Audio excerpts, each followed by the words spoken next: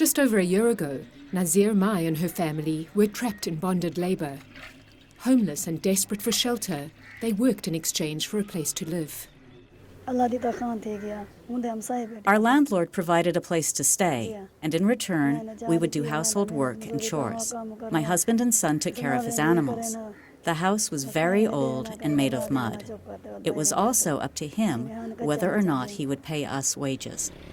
For generations, many rural people have faced similar circumstances in the southern part of Punjab province in Pakistan, the poorest part of the country. While illegal, they have to work for their housing, often living in crude dwellings on their landlord's property. Most of them receive no wages to save or invest, keeping them in the cycle of poverty. The government of Pakistan classifies these people as ultra-poor, based on a survey called the Poverty Scorecard.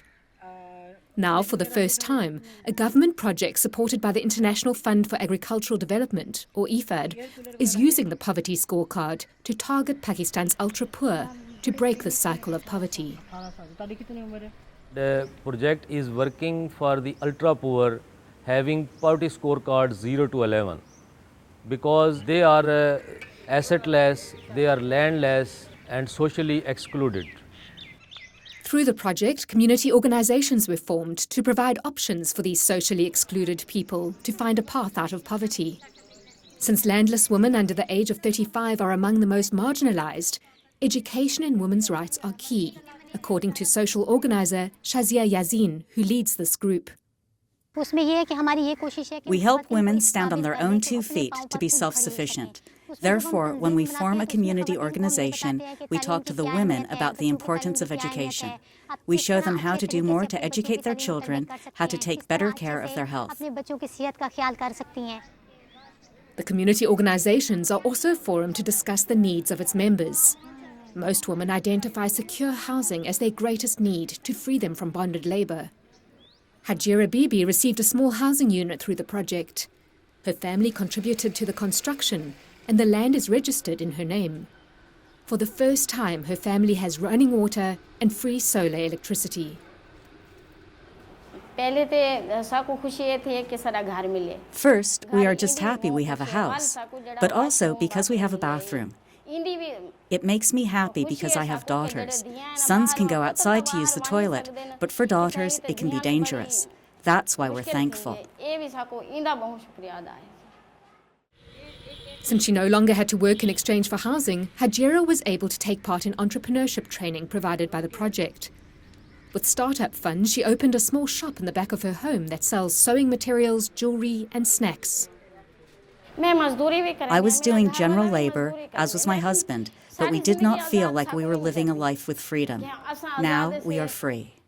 While Hajira chose entrepreneurship training, members could also choose to learn a trade. Shamim and her husband chose to learn shoemaking. In order to help them build a successful business, the project brought in a professional business development officer to support them after they completed their trainings. Even after completion the training, business development officer continuously follow up the trainees. So if they feel some hurdles in their businesses, we should tell them the other opportunities available in the market. The business development officer advised this family to produce different types of shoes based on seasonal changes in the market.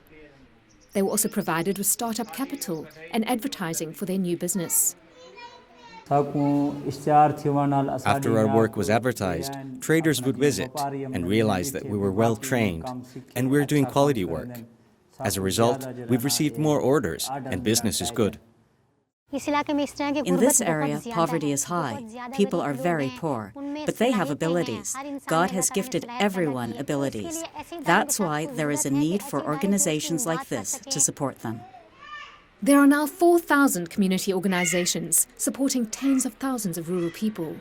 Free of bonded labour, they are able to pursue better economic opportunities, send their children to school, and escape the cycle that has kept their families in poverty for generations.